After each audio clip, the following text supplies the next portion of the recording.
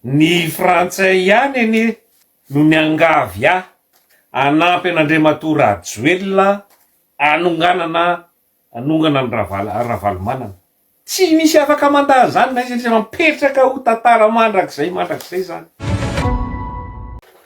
Miarabantsika rehetra araka ny fotoana mifanomezana ifandray vatana amintsika zay te hanaraka zany ny tenako ankehitriny, ary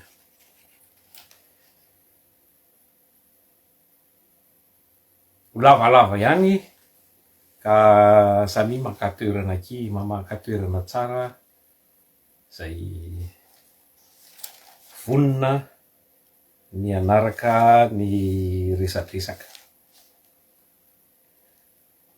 De ty resaka fitsidian'ny filoha Randrendrina Mikaela Tandrosy farany teo tamin'ny Moscou teo zany no malaza am'izao fotoana,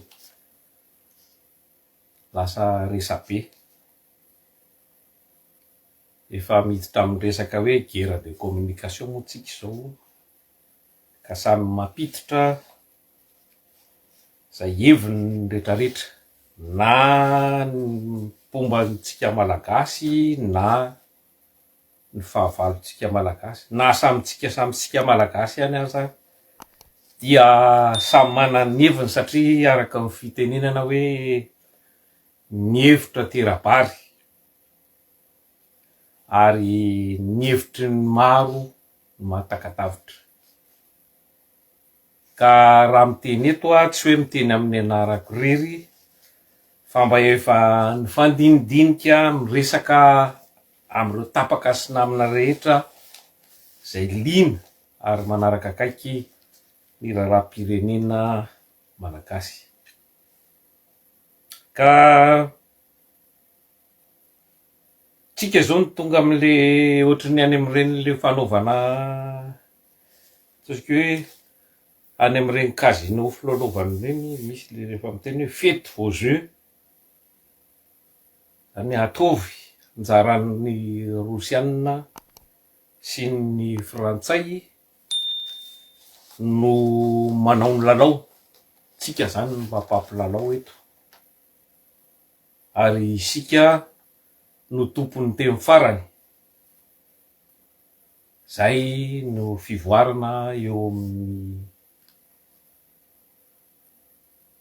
tantaran'izao tontolo zao, satria taloha ny madinika tsy manakambara, manampimbava de manaiky, fa amin'izao efa misokatra ny tany tontolo, efa miditra amin'ny hoe tontolo misokatra isika, monde multipolaire, zany hoe tsy misy fanjakazakana firenena matanjaka iray tokana intsony ohatra ny nisy hatramin'izay, fa firenena mifangaro daholo na matanjaka na madinika, mifanaja, samy miaraka, mifandray ary samy mitady ny tombotsoany tsirairay avy. Ka ataontsika hoe raha resaka fanambadiana le ty resaky ty de araka ny irany amitsika hoe fanambadiana ankehitriny tsy azo atao forcé. Ka mila mahay misafidy ny lalakale isika, satria tonga eo amin'ny sakeli-dalana zao ny firenena malagasy. Maro zay sakeli-dalana efa azontsika zay, ny diavintsika zay, fa nisy ny fotoana mipirioka any amin'ny lalana tsy izy tsika, na ny terenana andeha any amin'ny lalana tsy izy, de rehefa makany amin'ny lalana ratsy moa anao de mazava ho azy very, ary very fanantenana. Ka sarobidy de sarobidy tokoa ny safidianan'ny filoha Randrendrina Mikaela, ny fandehanany tany Moscou iny, zay fitsidiana ara-pomba ofisialy voalohany zay nataony zany hatramin'izay nitantanany ny fitondrana fanavozana. Ka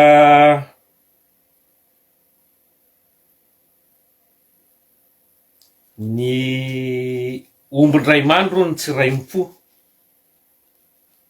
ary ny fitiavana sorajadina samy manana ny tiny, fa zay ny manana ny retraretra maneho ny heviny tsirairay avy sy manana ny heviny sy ny safidiny. Fa ity resaka firenena, resaka firenena no resahina, zany hoe aim-bahoaka,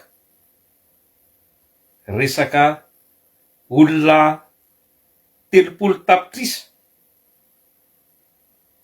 no avin'olona 30 tapitrisa no entinao rehefa mandeha manao fitsidiana ara-pomba ofisialy ohatran'ireny ianao, ka mavesatra de mavesatra zany.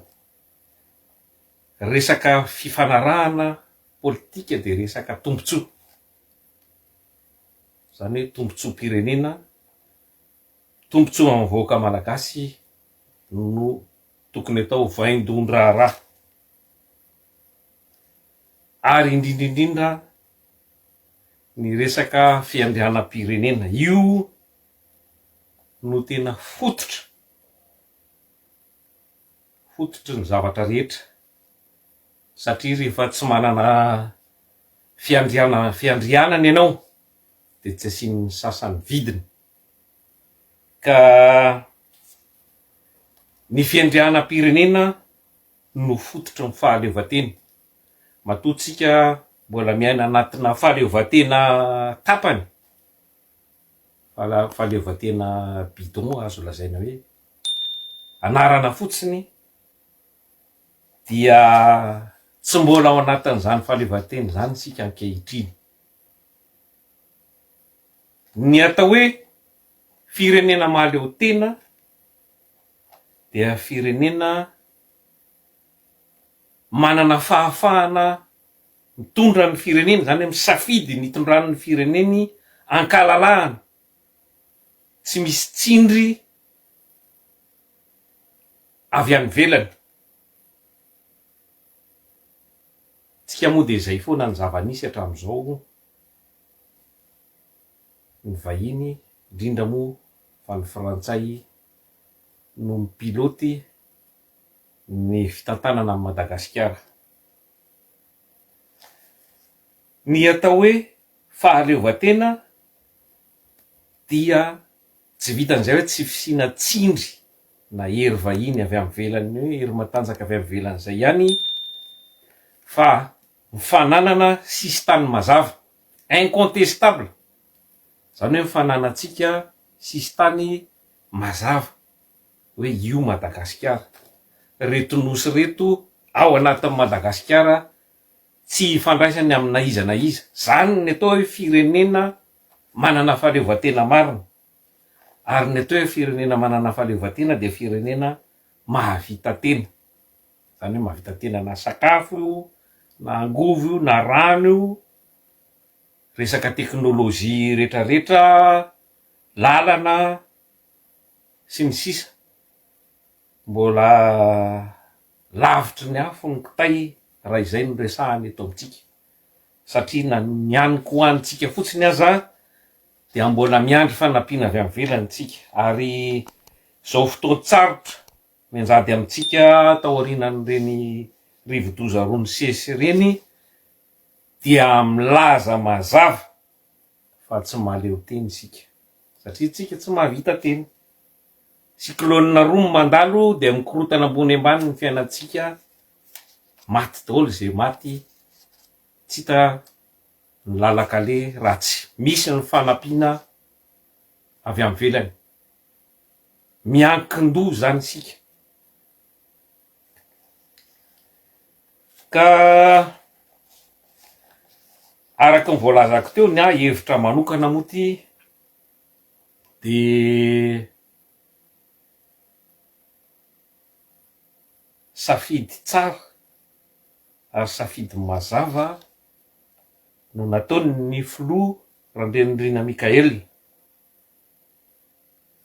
raha tany Moscou no nitodihan'ny loha voalohany indrindra talohan'ny andehanany aty Paris amin'ny talata na alatsinainy ho avy zao. Misy heviny lehibe izany satria voalohany indrindra de tsy voatsindry izy zany aloha fa nalalaka ny safidiny aizany no aleha. Firenena anankiroa mifanandrina tena hoe fahavalo zany Rosia sy Frantsa zany am'izao fotoana zao, manao guerre de proxy na ady akolaka amin'ny alalan'ny Ukraine am'izao fotoana. Fanipaka ohatrany tsy misy avaratra zany firenena anankiroa zany, fanipaka koa ny tombotsoany. Ka ny fandehanantsika any Moscou, fandehanantsika any Rosia de midika fa tsy voatsindritsika aloha voalohany indrindra ary tsy voasakatsakana fa malalaka amin'ny safidy ataotsika. Tsy midika zany ho tsipahatsika tanteraka ataontsika ohatrany tsy misy la Frantsa fa itsika no mitondra amin'ny baolina, isika no misafidy hoe iza no mahasoa ny firenetsika. Io tsy inona ny resaka mandeha foana fa ny asa vita no itsarana ny tantara. Ka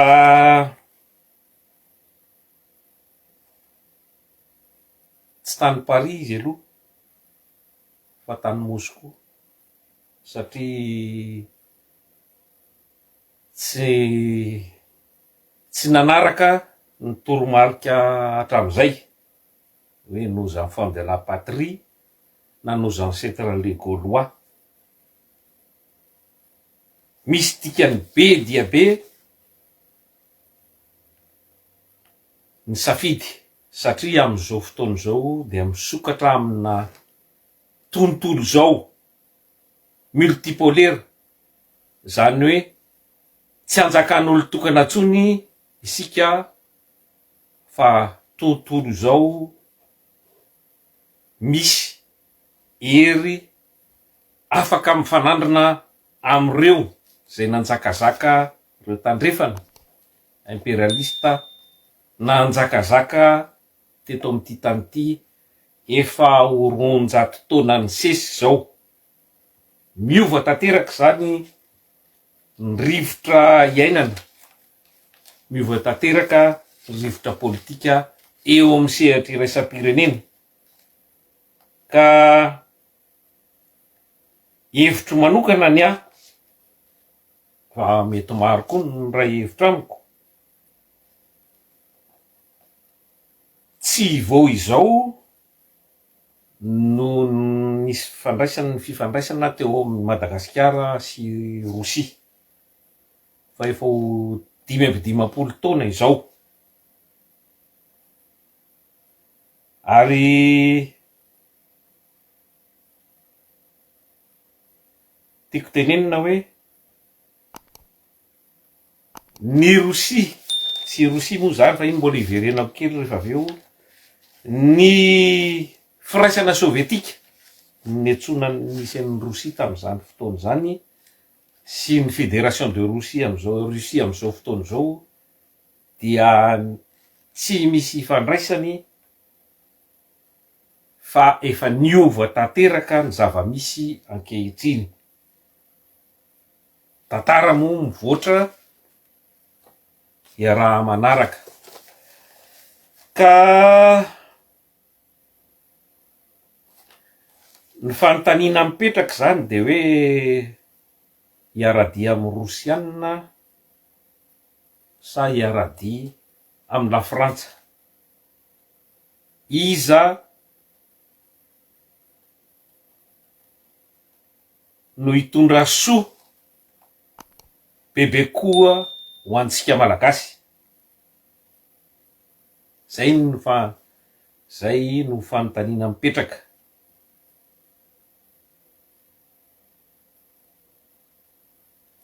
Verimberina tanteraka ireto rehefa miady hevitra amin'ny olona zany sy ny namana eny anany, verimberina tanteraka reto fanontaniany reto hoe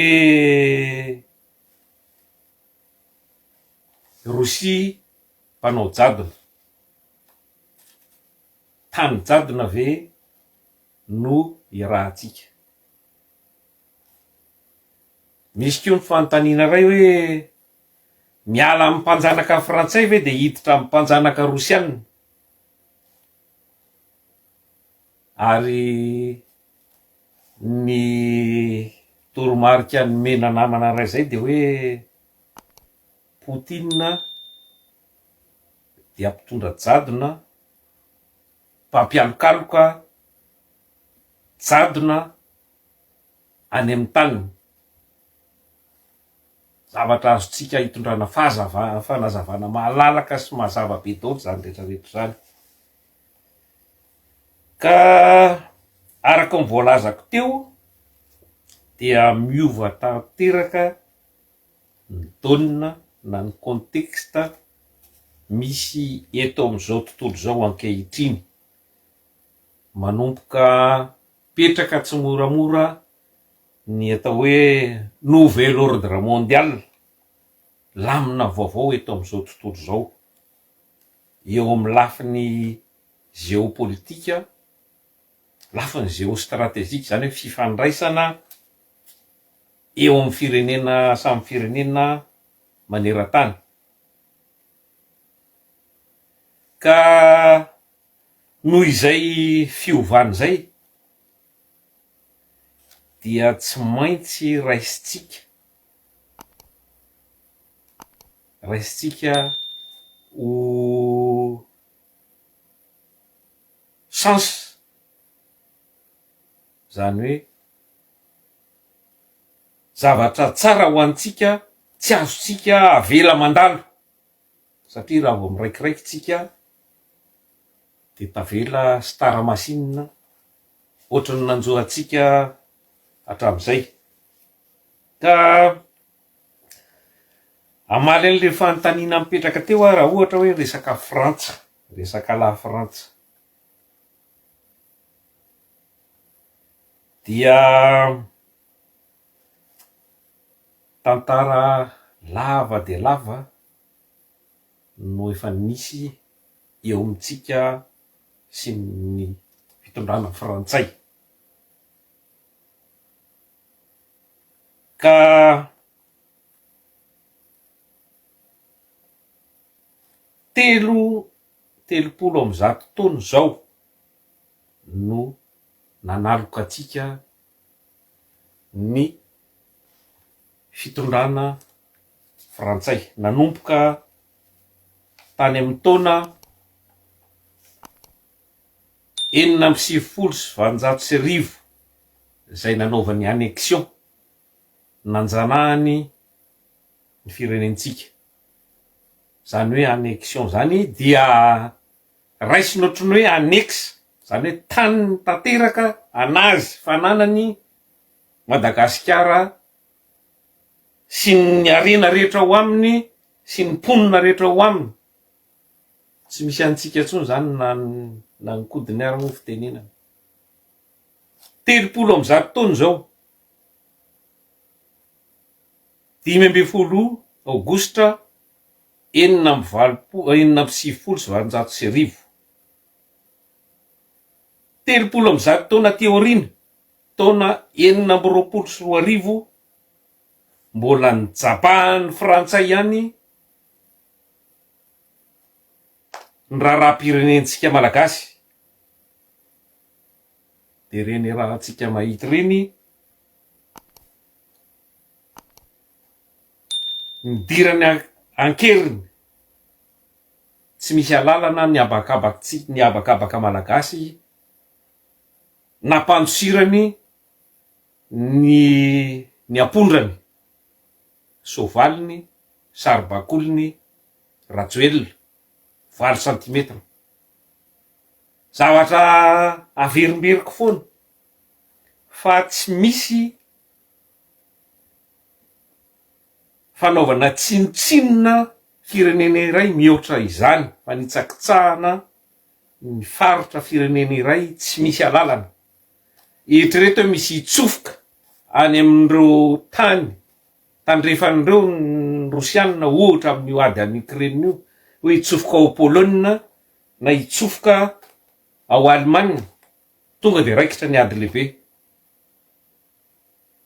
Satria zavatra saripady zany faritra firenena iray zany.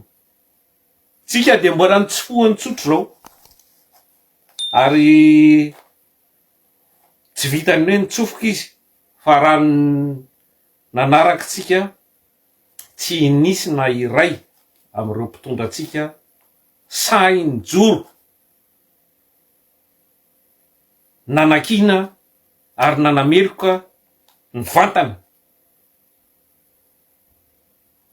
iny resaka exfiltration nampanaova Macron tao amintsika, nampantsirana ny rajoely iny. Mbola lava be, mbola tsy vita iny. Fa iny aloha de alaheliko manokana, mety stratégie politika tsy ihany mitsy, fa tokony nijoro mazava ny firenena, ny fitondrana ankehitriny, fitondrana fanavaozana, nanameloka an'iny incident diplomatika goavana iny, nampiantso ny ambassadeur frantsay na naka zavatra entitra lavitra noho izany, satria zavatra gravy filoham-pirenena namotika firenena nandritry ny 9 taona, namon'olona tena hoe nanao tsy nety, nanao nanodikodimbola, nanao nyty rehetrarehetra ty no entinao mandositra. Zavatra grave zany, point négatif tena ratsy be ho an'ny la France zany vis-à-vis amin'ny firenena malagasy sy ny vahoaka malagasy. Ka ao anisan'izany koa amin'ny resaka politika miaraka amin'ny la France ihany, de mbola fibodona ireo nositsika, zay nositsika mazava araky ny résolution fanapahan-kevitry ny firenena mikambana tamin'ny assemblée générale ny firenena mpikambana, résolution 34/91 tamin'ny 12 Desambra 7/7 zay nanamafy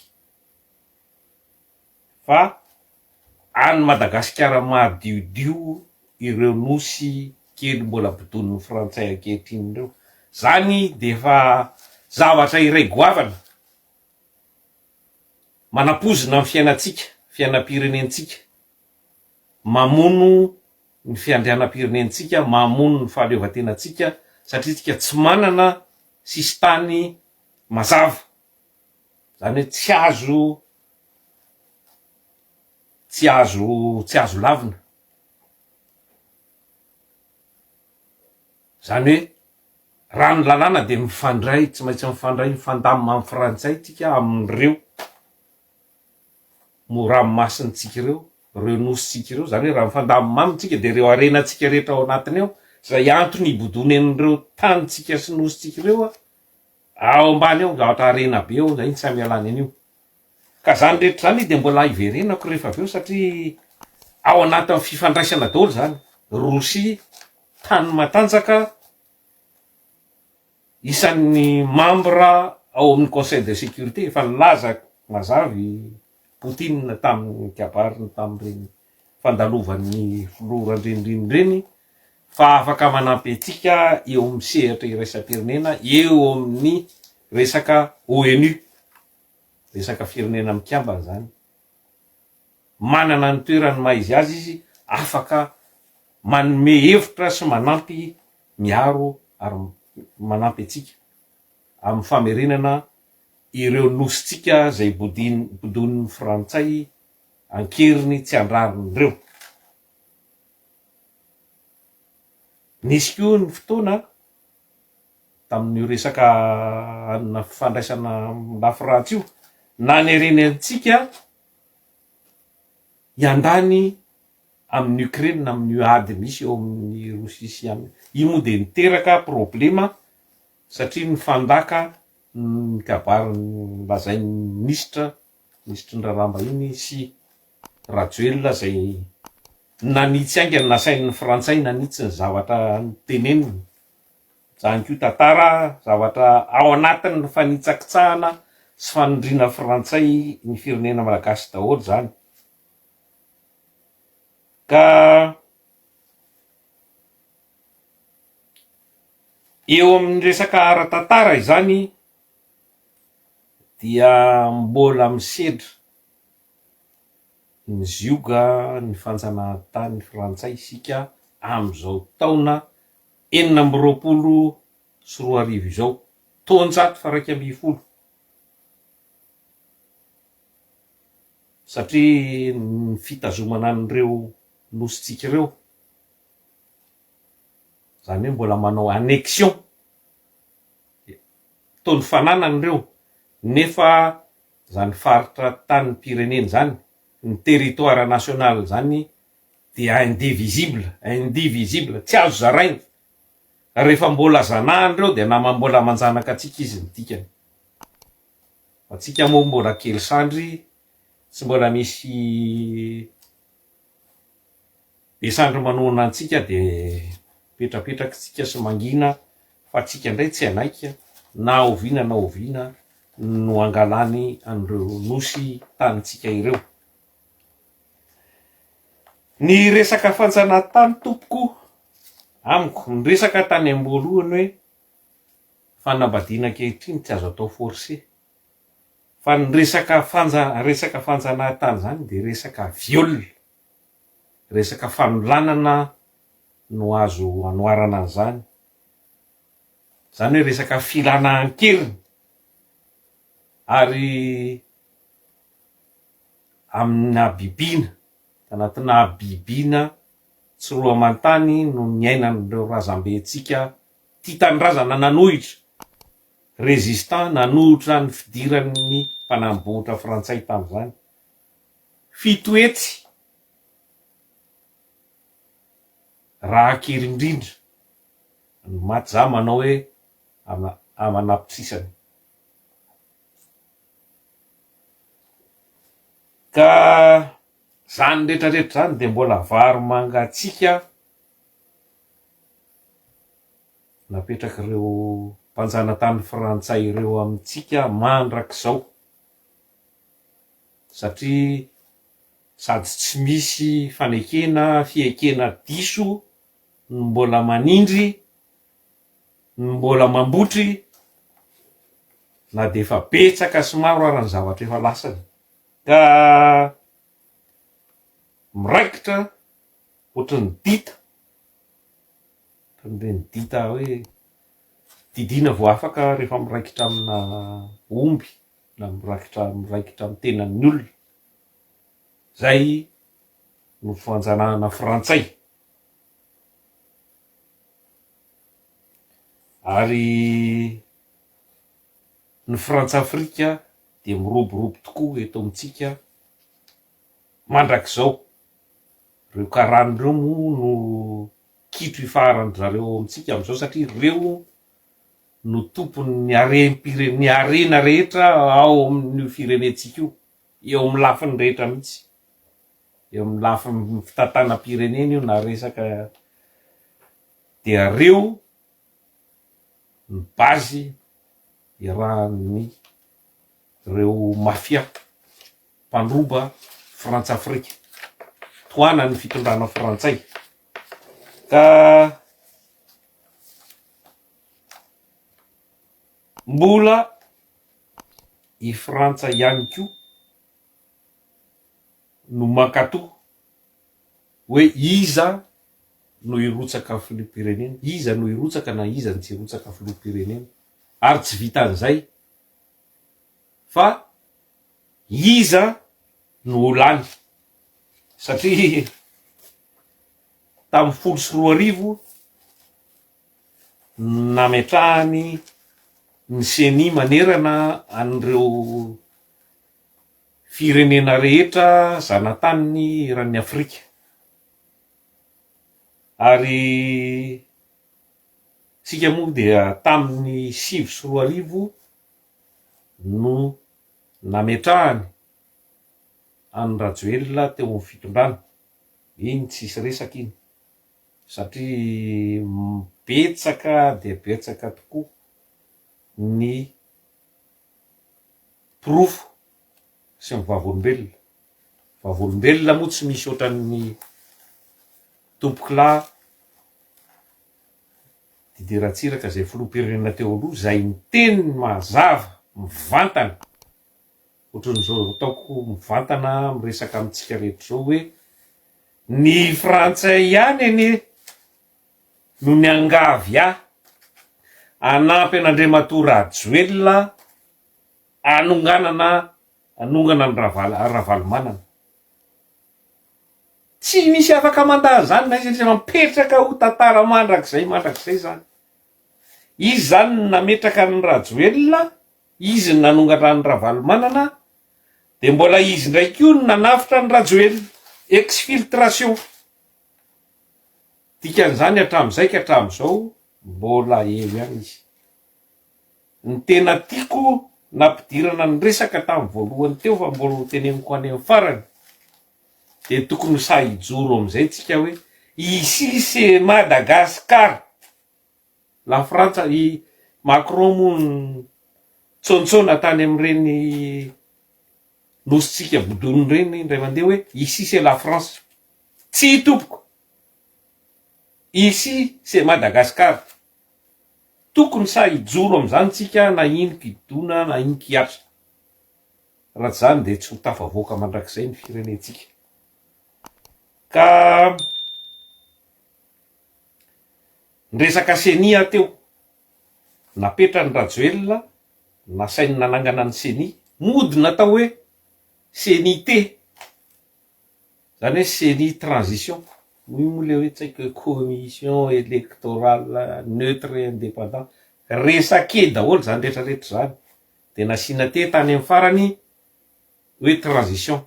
Ary nanamafy Rajoelina tamin'izany fa hoe mandritry ny tetezamita no anaovana ny CENI io, fa rehefa vita ny tetezamita de miala io. Izy moa nanitatra tetezamita 5 volana lasa 5 taona, 15 taona, de io mbola ifakahitantsika hatramin'izao. Io CENI io napetraka amin'ny Frantsay usine fanamboarana saribakoly, zany hoe fanamboarana an'ireo mpitondra, fametrahana an'ireo mpitondra saribakoly natao niaro ny tombotsoany. Zay ny dikan'io CENI io, tsy misy afa-zay, ary izy mifinanse an'io.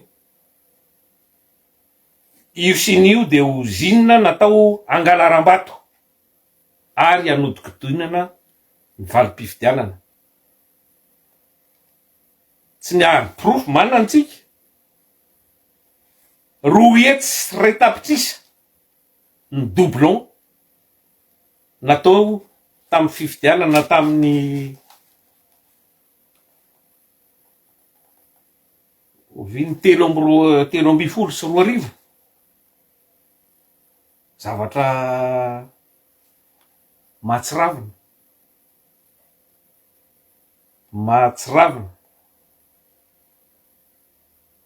navela nandeha fotsiny zany rehetrarehetra zany.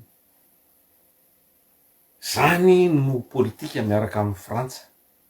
Zany hoe na amin'ny fomba rehetra de ataony zay ametrahana olona eo amin'ny fitondrana, na fomba maloto na fomba ino io, tsy misy tena hoe tsy misy fatahorana an'Andriamanitra, fa na zany amin'ny fomba mody atao fomba madio de resaka saritsary-pifidianana, resaka pseudo démocratique zany. saritsarym-pifidianana andaniana amin'ny alabato na déstabilisation na fanonganana. Tsisy miafan'izany le nanjohan'ny filoha Ravalomanana filoha Gbagbo tany an'inony ty tany Côte d'Ivoire, na famonoana mihitsy. Zay ny nanjohan'ny Tompoklahy Ratsimandrava, zay samy kitikitika ny tombontsoa frantsay ary niaro ny tombontsoam-pirenena malagasy ary nanome ny fahefana feno ny vahoaka. Zavatra biby mampatahotra azy zany, biby dia ho an'ny frantsay zany iny izy mivonoana iny. Sika samitsika malagasy amono ny asainy mifamono. Izy tsy hitanao eo fa izy mibaiko sy mananona tsi-ambadika fotsiny. 420 no filoham-pirenena afrikanina novonon'ny frantsay satria nijoro iaro ny fireneny, iaro ny tombontsoam-pireneny, iaro ny vahoakany. Isan'izany no akaiky fantatritsika dia Tompoklahy Sankara, Thomas Sankara ao amin'ny Burkina Faso ankehitriny io, Tompoklahy Kadhafi, Muammar Kadhafi filohan'ny Libia, sy ny 20 hafa zany. Ka rehefa manelingelina ny tombontsoa amin'ny frantsay zay dia airiny amin'ny fomba rehetra zany. Ka tadidio tsara fa rehefa ny mpitondra ny filoha no asoasony ampiny sy amoahany vaovao tsara dia midika zay fa mety amboariny sy miaro ny tombontsoany ary tsy kitikitihany. Fa rehefa ny mpitondra no amoahany vaovao ratsy, anaovany diabolisation, fanaratsiana, kortaniny, tetehiny ahongana, lazainy fa terrorista, lazainy fa junte militaire, ohatran'ireo misy any amin'ny any Sahel ankehitriny reo, lazainy fa tsy manaja ny demokrasia, de dikan'izay miaro ny tombontsoam-pireneny zay mpitondra enjehan'izay. Zany hoe tena filoha tia tanindrazana marina. Ka manelingelina ny tombontsoa frantsay matoa hitrikitihiny sy potehiny amin'ny fomba rehetra araka ny lazaiko teo izay. Ka mazava zay nisy safy be mantsina kely nataoko teo momba ny fifanarahantsika fiaraha azo lazaina hoe, za aloha tsy milaza an'izany hoe fiaraha-miasa zany, fiarahantsika tamin'ny frantsay tao anatin'izay 19 taona nazahoantsika fahaleovan-tena zay, tao anatin'izay 30 taona nanjanahan'ny frantsay ary mbola anjanahantsika malagasy hatramin'izao andro an'io zao.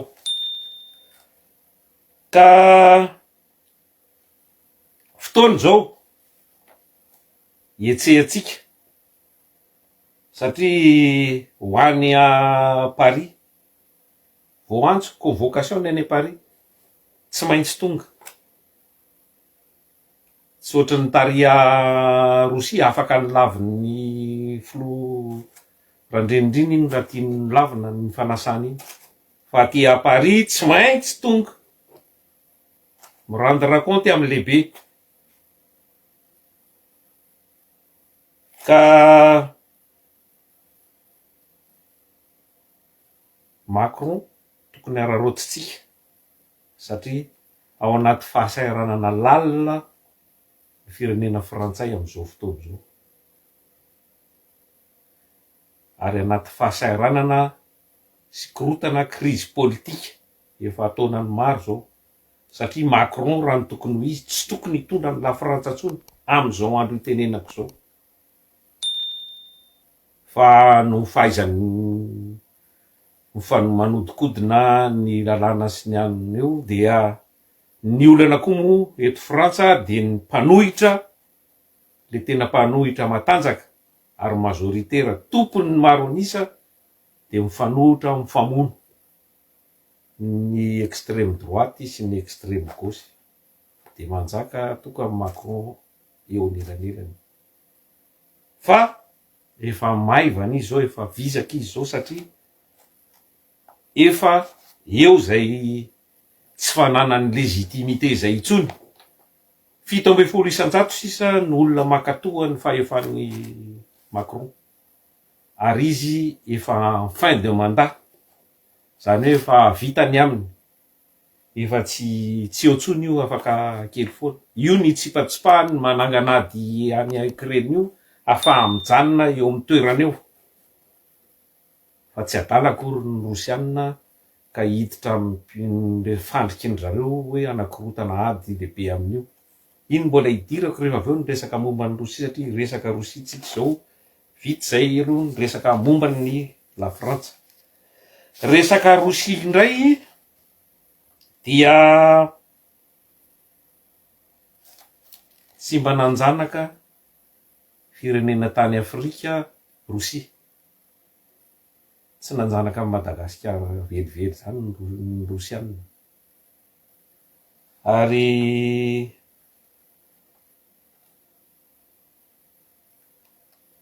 eo no tokony ho fantatritsika rehetra satria mbola be manafangaro ny hoe URSS zay efa tany amin'ny taona 2000 no efa nanjavona zany hoe ny firaisana sovietika sy ny fédération de Russie ankehitriny tantara lavalava fohifohy ihany natongavana am'izao toerana misy ny Russie am'izao fotoana zao ezahako fitinina faran'izay aingana ka le natsoina taloha zany ny fandraisantsika tamin'ny 570 sy 710 fotoana nitondran'ny Topoklafro Didier Ratsiraka tam'izany tsika no mifandray tamin'ny mbola URSS izy Union Soviétique izy tam'izany ka tam'ireny fotoana ireny de fa nanomboka misavorovoro ny resaka Union Soviétique ny Union Soviétique moa dia vondrona republika maromaro socialista soviétique moa zay ny dikany hoe URSS hoe Union des Républiques Socialistes Soviétiques nisy republika 5 tao anatiny ary tsy ny Rosianina ihany fa nisy reo firenena tandrefana tatsinanan'ireo tao anaty zay 5 ny totaliny ka le fitondrana socialiste soviétique tam'izany zany de nifototra hoe ny fanjakana daholo mitantana ny rehetra sy mitany mizara ho an'ny rehetra rehefa aveo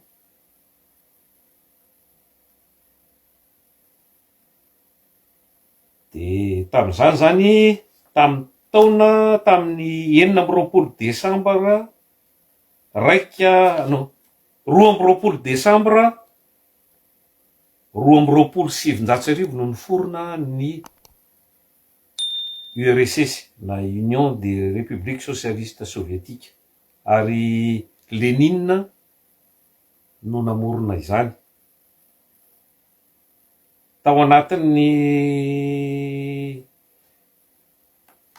taona maromaro de nandalo fotoan-tsarotra ny firaisana sovietika ary nikorosofahana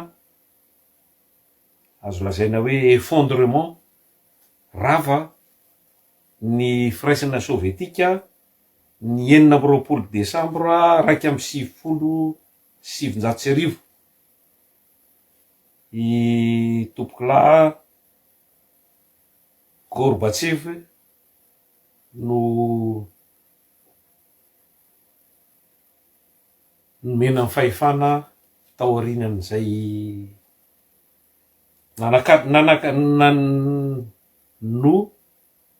namono amin'ny fomba ofisialy ny firaisana sovietika ary name fahefana any tompoklahy Boris Eltsine. Zany zao ny efa mpitondra akaikaiky fatatsika taorian'ny faharavanina firodanan'ny firaisana sovietika zany taona 1970. Tsika 570 no niaraka tamin'rareo ary tao anatin'ny krizy mafy ny firaisana sovietika tamin'izany ary zay no nampiongana ny tompoklahy Didier Ratsiraka satria tsy nanana hery tsony ireo sovietika ireo nanohana anazy ary tetsen-daniny de izy naneo fa manohana any Saddam Hussein tamin'ny aty tany Irak. Zay no namitehany tandrefana namitehany Amerikanina ka isan'ny antony nampiongana azy tamin'izany fotoana zany. Nisy zavatra roa farany azo atao hoe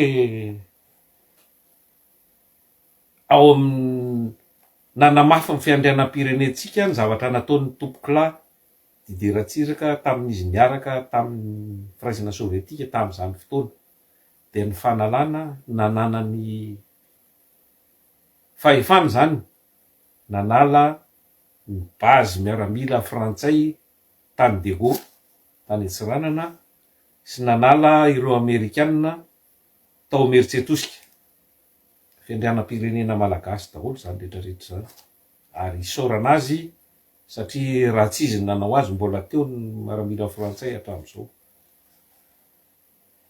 Ka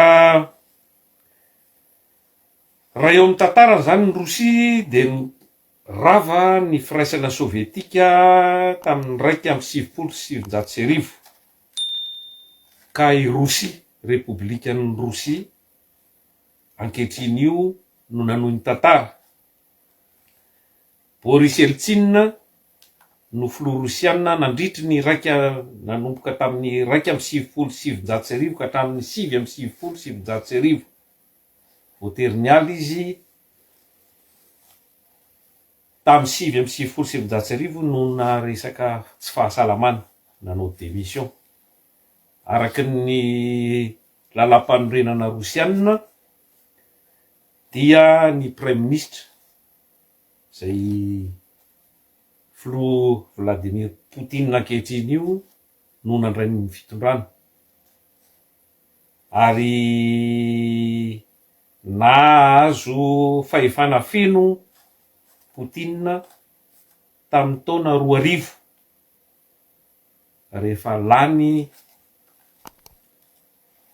tamin'ny fifidianana ara-dalàna de mbola io izy tantana ny Rosia miady ho an'ny fiandrianam-pirenen'ny Rosia hatramin'izao io satria be ny resaka amin'io resaka hoe ady any Ukraine eo amin'ny Ukraine sy Rosia io fa hoe Rosia no nanao herisetra zany hoe niagrese ny Ukrainianina fa tantara lava be io fa rehefa tsy mandinika lalina sika de tonga de mandeha am'izay hevitra maiky zay hoe ny Rosiana no ratsy ao amin'io ady io fa rehefa lalinina io de mifandrimbotra efa lava efa ela be tantara taorian'ireny resaka hoe taorian'ny ady lehibe resaka guerre froide resaka hoe fanarahana teo amin'ny tandrefana sy ny tatsinanana hoe tsy misaka makany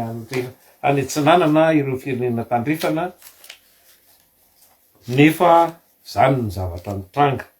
Misy traité, misy fanarahana maro resaka amin'ireo firenena mampifaneranelana ny Ukraine sy Russie zay nendohan'ny olana. Misy ny fanarahana tsy najain'ny tandrefana, ary mbola ao atsofoko manaraka eto mitetiky ny tandrefana anapitehana sy andravana sy izarazarana ny firenena rosianina, zany hoe dislocation, ravaina pitehana ho mora ararotina, tsy anana hery, satria ny firenena rosianina, Rosia manana angovo be indrindra ty amin'ny faritra Eropa, na petrole io na gaz io, ary izy namatsy ny firenena Europeanina hatramin'izay. Fa no nitan'ny Amerikanina fa nenatanjaka izy tamin'ny fitondran'ny Poutine dia nampiadiny ny Rosianina sy ny Ukrainianina, satria Ukraine taloha ara-tantara dia efa firenena tao anatiny, tsy hoe tao anatin'ny firaizana sovietika fotsiny, fa Ukraine efa tany amin'ny tantara aloha be tany tamin'ny fahampanjaka, tamin'ny royaume sy ny empire mbola niady no efa teo ambanin'ny fahefan'ny Rosia, ny Rosianina zany. Ka misy tetika fanapitehana, fizarazarana any Rusia amin'ny alalan'ny Ukraine ny tsy fohan-dralahy, satria nisy mpitondra firenena pro-rusiana, zany hoe pomban'ny rosianina foana tao Ukraine hatramin'izay, fa naongan'ny tandrefana, nametrahany an'io Zelensky ankehitriny io sy ny tao alohan'io ahafahany miditra ao Ukraine, nanokatra bazy miaramila, ary efa nanana fikasana ny anisy fitaovam-piadiana bomba atomika tao Ukraine. Ukraine moa dia isan'ireo nametrahan'ny sovietika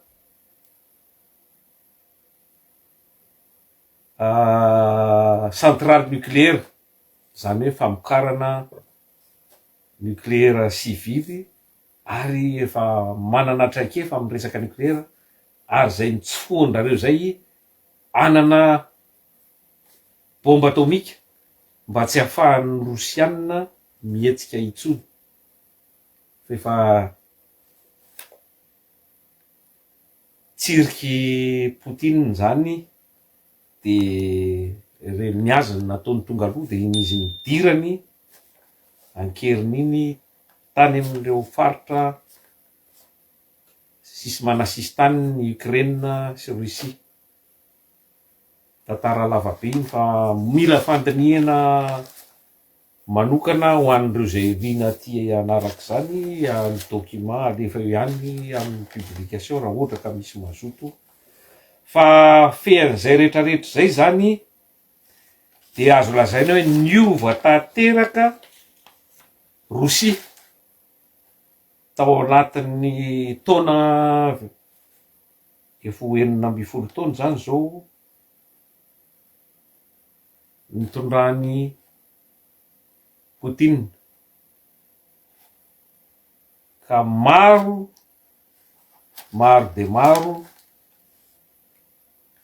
no mbola mihevitra fa mbola ny firaisana sovietika teo aloha ihany io, fa ny Rosia ankehitriny de efa tsy mena mita amin'ireo firenena tandrefan'ireo, ary izy no azo lazaina hoe symbole ny fanoerana ny hery tandrefana imperialista satria izy irery no samy joro manohitra an'ireo io ady any Ukraine io ny zavatra efa adin'ny OTAN manontolo amin'ny Rosia io tsy resaka Ukraine fotsiny raha Ukraine fotsiny io tsy mifandanja amin'ny Rosia fa afaka ampiteny io na ray volana fotsiny ary fa ny OTAN ray manontolo miaraka amin'ny États-Unis zany ny Europa tandrefana reo miady amin'ireo ny eritreritra fa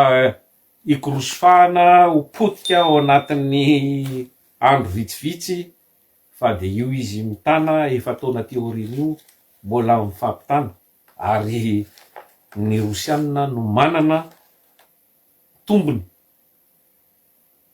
zareo no mandroso eo amin'ny lafiny arahady amin'izao fotoana izao zany hoe izy no manana victoire kokoa mihoatra amin'ny resaka reo Ukraine reo ka iny resaka entre parenthèse na finositsika fotsiny ny atao nandalohana fotsiny fa tsy misy itovizana amin'ny toe-draharaha tamin'ny andron'ny URSS taloha zany ny Rosia amin'izao fotoana izao efa niova tanteraka eo amin'ny lafiny rehetra no mifananany angovo ampy ny fananany manam-pahaizana dia lasa isan'ireo firenena matanjaka sy mafindrindra eto ambony tany izy amin'izao fotoana izao raha eo amin'ny lafiny hoe ara-maramila dia Rosia no puissance nucléaire voalohany le olombelona moa de mampalahelo fa tsy afaka mifampiresaka tsony zao raha tsy amin'ny alalan'ny fitaovam-piadia mikery sandry de mipirina fa tsy afaha mikitika ny Rosia de satria manana an'izay puissance nucléaire zay zareo dradradradraina fa hoe isolé Poutine zany hoe ialan'ny olona rehetra Rosia fa ny tena marina de izy zao no manambatra ny rehetra amin'izao fotoana izao Rosia no isan'ny lolarana amin'ny resaka BRICS zany hoe mampifandray an'ireo firenena aty amin'ny sud global zay afaka mifaninana amin'ny tandrefana Rosia no firenena tarika ny vondrona BRICS io miaraka amin'ny Chine miaraka amin'ny Sinoa de mahay mizongle zay ndalany azy nefa ery any mandeha manohana ny Rosia izy fa etsy andaniny izy manararoatra manamafy ny tenany kio ary sady fiarahan'ny Rosia Chine miaraka dia ery lehibe zany afaka mifaninana amin'ireo impérialiste tandrefan'ireo ka ery ampy anohana antsika eo amin'ny resaka azo lazaina hoe parapluie ve zany fiarovana na apinga miaro atsika amin'ny setrasetran'ireo firenena matanjaka ireo rehefa afaka rehefa tena miray sy manana fanarahana mazava amin'ny ny firenena malagasy ka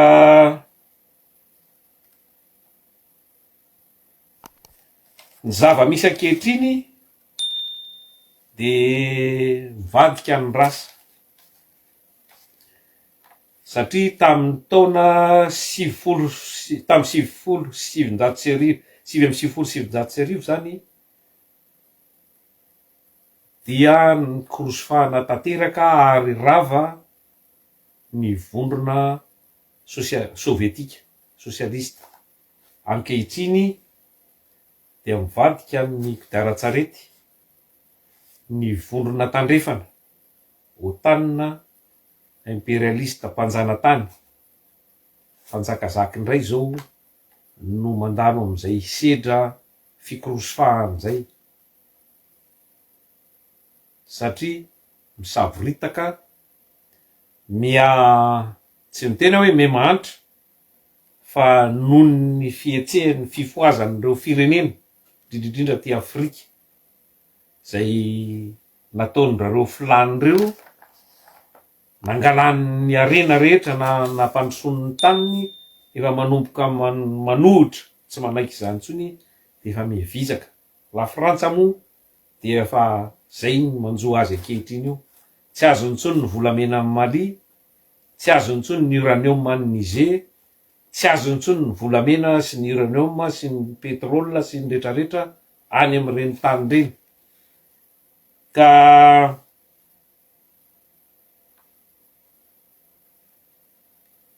tiako tenenina hoe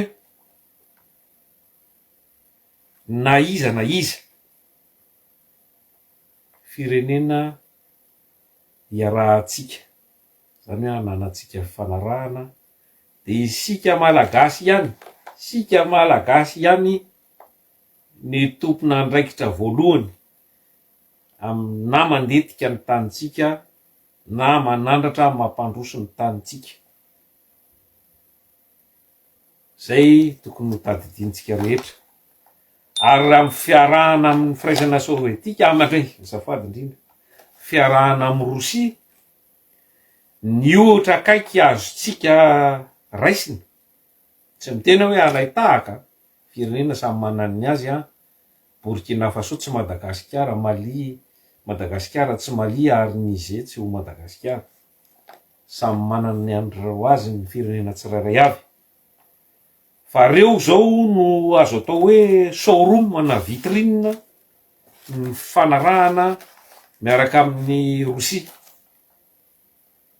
satria reo firenena telo reo, Mali, Burkina Faso, Niger, no firenena am'izao tsika miteny zao samy joro hiala amy zuga frantsay, émancipation totale, zany hoe andray ny fiainan'ny pireneny sy ny hoaviny antanana, niala tanteraka ary tsy manaiky manda ny mbola fanindrin'ny frantsay sy ny fangalarany an'ireo arenany. Ka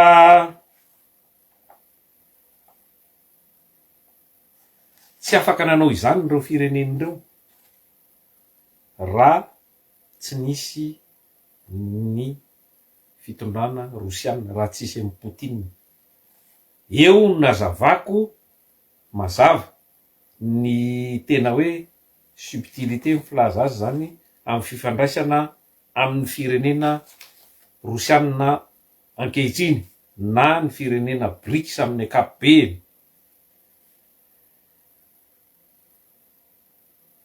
Ny rosiana any amin'ireo firenena telo reo dia manome ny traikefany azy reo, manome ny fahaizany zany, manangana infrastructure, zany hoe reo asa vaventy goavana rehetra ekinany ny aim-pirenena, resaka lalana, resaka famboarana barazy, resaka hopitaly, resaka fampianarana. Any amin'ireo firenen'ireo dia manangana usine any toerana mihitsy ny rosiana amin'izao fotoana izao, any Burkina Faso ny resahako, ahafahana manodina mivantana ao an-toerana reo akora, zany hoe manome asa, manome lanja, manome vidiny an'ireo akora zay trandrahana, zay miverina amin'le firenena. Manangana usine izy, manofana ingénieur any amin'ny firaisana any Rosia, manofana manangana université, école lambony any fanana ingénieur any toerana any Burkina Faso. Zany rehetrarehetra zany zavatra tsy hisy ary nofy nofinofy zany hoe ho frantsay naonaonao an'izany, tsisy tsony zany, tsy isy mandrakizay zany raha mbola frantsa koa ny frantsa. Ary ao anatin'izay rehetrarehetra zay dia ny resaka politika fifandraisana eo amin'ny Rosia sy ny BRICS zay zany ny politika ankapobeny BRICS dia ny voalohany ny fanajana fifanajana eo amin'ny firenena tsirairay avy. Tsy misy ny hoe tia matanjaka, tia osa, fa samy ao anatin'ny vondrona dia fiaraha-mitantana miaraka. Tsy misy hoe ohatrany tamin'izao hoe Amerika amin'ny matanjaka zao de Amerika amin'ny manao ny laloany. Fa ao anatin'ny BRICS ohatra misy ny Rosiana, misy ny Sinoa, misy ny Brezila, misy ny Afrique du Sud, Afrika Atsimo. Misy ny rehetrarehetra ao de fiaraha-mitantana dia ny respect, zany hoe fanajana eo amin'ny samy firenena mifandray, mifanaraka ny baziny. Ao anatin'izay fanajana zay ny fitoviana égal à égal, zany hoe tsy misy tia tombo sy ala hoe ty ambony ty matanjaka ty tsy matanjaka, fa firenena samy firenena ao anatiny zany mifanaja, mitovy. Ary ao anatin'ny fanarahana de misy ny atao hoe gagnant gagnant, zany hoe samy mahazo tombontsoa zany, ny tombontsoan'ny firenena malagasy samy tout le monde est content, samy faly daholo, na sika na ny Rosiana na ny Sinoa na zay rehetrarehetra io. Zany zao no fandraisana am'izao lahatra lamina vaovao eo eran-tany zao, nouvel ordre mondial. Ka amin'io de zay manome offre be indrindra zany, zay manome be indrindra ny vola be indrindra anao no ifanarahanao. Mazava fa tsy hitovy, tsy maintsy ny fandanjany hoe avy aiza, tsika manana akora ohatra, lafo de lafo, tsy fahita n'aiza na aiza. Ny zareo manana ny teknôlôjia, tsika manana petrôly ohatra na gazy nefa tsy mahay mitrandraka, ny zareo mahay mitrandraka. Eo le fifandraisana. Mazava fa zay mitondra kapitala be indrindra no mahazo tombo misimisy noho ny hoe tsy de manana, tsy mitondra kapitala. Fa taloha tamin'ny hoe mbola tontolo zao hoe unipolaire, zany hoe mbola ireo tandrefan'ireo nandidy nanjakazaka natokana teto ambonin'ny tany, dia ndareo manapaka ny rehetrarehetra. Zareo manapaka ny vidiny ividianany azy aminao. Raha ataontsika hoe raisitsika hoe 100 isan-jato le zavatra, ny ray isan-jato makany am-paosin'ny vahoaka amin'ny firenena malagasy, 70 isan-jato makany amin'zareo. Le ray isan-jato le ho an'ny vahoaka malagasy ray mbola misy mpandidy antsy ndraiky io, mbola mangalatra ndraiky io le mpitondra apetrany ambotrin'le firenena, ohatrany 20 centimetatra. Lasa miliardera ao anatin'ny fotoana fohy daholo. Ka na ny vidin'ny vokatra, izy tsy manana kafe, fa izy manapaka ny vidin'ny kafe. Zay ny lalànan'ny varotra olo. Tsy manana kakao izy fa izy manapaka ny vidin'ny kakao, tsy manana diamondra izy fa izy manapaka ny vidin'ny diamondra. Ka zany rehetrarehetra zany dia tokony ampisaina antsika menakavy mba hanararoatra ny rivo-baovao entin'ity fiovana ny lamina eran-tany na nouvel ordre mondial ity, mba tsy ho taraiky fa andray zay fepetra rehetra ahafahantsika misintona tombontsoa be indrindra amin'ny fifandraisana amin'ireo firenena iarahantsika.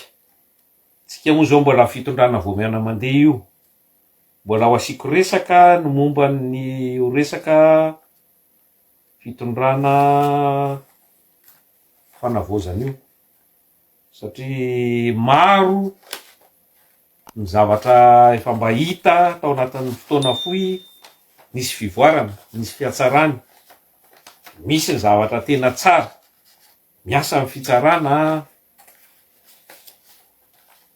misy safidy tena mety ataotsika, fa misy koa zavatra mbola mampieritreritra, misy zavatra mbola misababaka, tsy mazava, ka tsy maintsy maneho hevitra hatrany mba samy anaitra ny rehetra, satria firenena tsy misy vahoaka taitra sy mandray anjara zany fitantanana azy dia firenena very ny dikany, ka lasa manaonao foana mpitondra, satria azo ahodikodina moramora foana rehefa tsy mivahoaka no aoriana. Ka manainga antsika rehetra anaraka akaiky ny fiainam-pirenena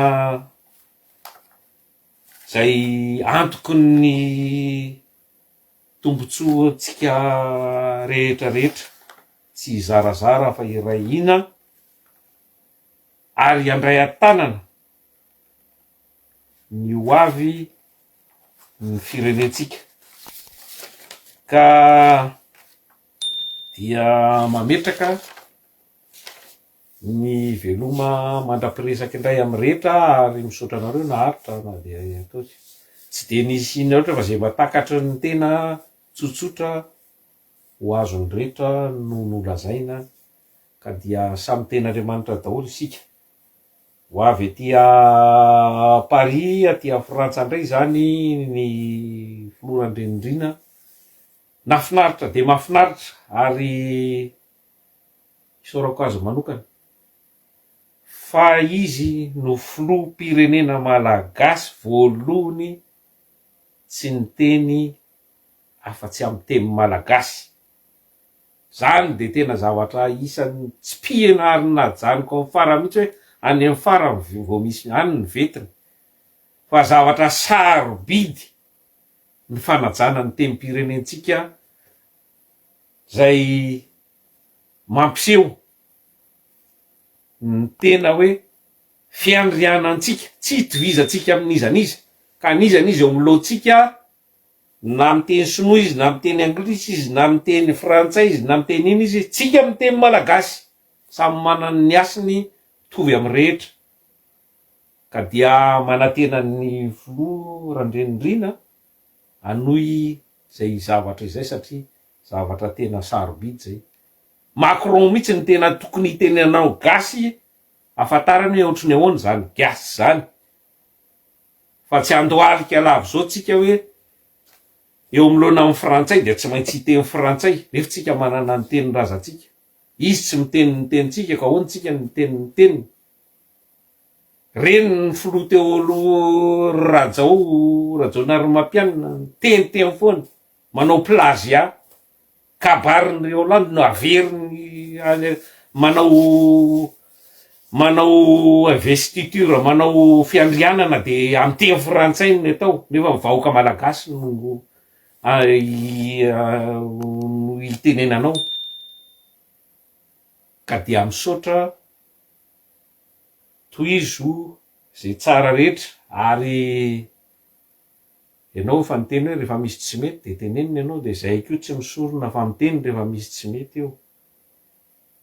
Aoka tsy hiverina amin'ny fomba ratsy teo aloha isika, resaka fanindrina, resaka fandrahonana, resaka fampirorona, fisamborana, fanagadrana, amin'ny resaka fanehoan-kevitra, tohizo fa tsara aleo alalaka ny fanehoan-kevitra, tsy hoe milahatra any amin'ny trezimeny ny olona de hiongana ianao rapitso. Raha ny filaharana no mampiongana olona, efa be de be niongana tamin'io, niongana tamina fitondrana. I Macron efa tsy teo tsony fa efa lasa razana io raha hoe zay no dia mazava mihitsy ny tenin'ny rahalahy sy namana hoe zay tia ny tenin'ny razany tian'ny tanindrazana ka dia mirary soa mitsodrano ny Flo Mikaela anana hery sy risika hiatrika any Macron satria Macron dia mazava ho azy fa tsy maintsy anindry, tsy maintsy ampiseho fa izy no mafy ary ianao de tsy maintsy manaiky, zay ny dikany. Fa zay mahatsara an'le maramila aloha satria ny maramila raha ny tokony ho izy de tokony tsy mivady loyauté zany ny hoe tsy fivadiana amin'ny tanindrazana. Zay no tena an'ny maramila, miaro ny tanindrazana na ao anatiny na amin'ny fahavalo na ao anatiny na ao velany ary vonoky ho faty ho an'ny firenena. Iny moa mbola resaka hafa iny satria mbola iresaka momba ny resaka an'io, zay no ataoko amin'ny manaraka, momba ny resaka hoe fitondrana zay tiany antsoina azy moa na tetezamita na intérim na inona fa transition io na tiana na tsy tiana, zany hoe tokony hipita any amina tena fahefana ara-dalàna. Zao moa manomboka kitikity amin'ny frantsay amin'ny alalan'ny OUA sy ny SADC hoe tsy ara-dalàna, tsy constitutionnel io fitondranao Madagasikara io satria io itsofony alefany mandeha makany amty izy ty Swaziland taloha Botswanisa izy ety zany zao mitondran'ny SADC am'izao fotoana zao le mpanjaka iny, zay tsy nisalasala ny teny hoe tsy ara-dalàna io fitondrana fanavozanao Madagasikara io satria tsy mijoro tsara araky ny tokony ho izy. Ka izay ndray no resaka amin'ny manaraka ho ataoko eto ary tadidio fa Madagasikara dia mbola tsy afa-tsilo, mbola misy vainafo miantona eo tapon'ny lohantsika dia Rajoelina sy ny frantsay kopaka ray zany entina anindrina sy amitehina ny firenetsika. Raha olona ratsy ohatran'ireny no mbola mandositra milibaliba miriri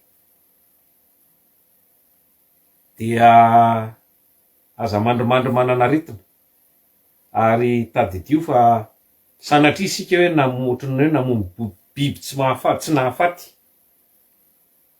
fa tsy maintsy atao zay entana ny hevitra ineutralisena tanteraka any Rajoelina, tsy maintsy atao ny fanalana fahefana tanteraka amin'ny fomba ofisialy nananany teo.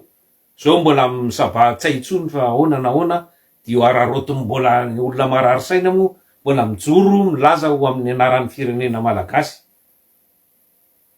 Ka mirary soan'ny rehetra, mirary soan'ny Flo Randrianirina, fakahita eto tsika raha ohatra ka tonga aty Paris ianao satria zay tsy maintsy anao zay atokavana ao anatin'ny ambasady vonona ny resaka mivatana aminao satria tsy misy ohatran'ny fanatrika tava rehefa miresaka raharaham-pirenena ohatran'ny zao ataoko zao. Ka dia veloma mandra-piona daholo indray tompoko lahy sy tompoko vavy, mandra-piona daholo indray io.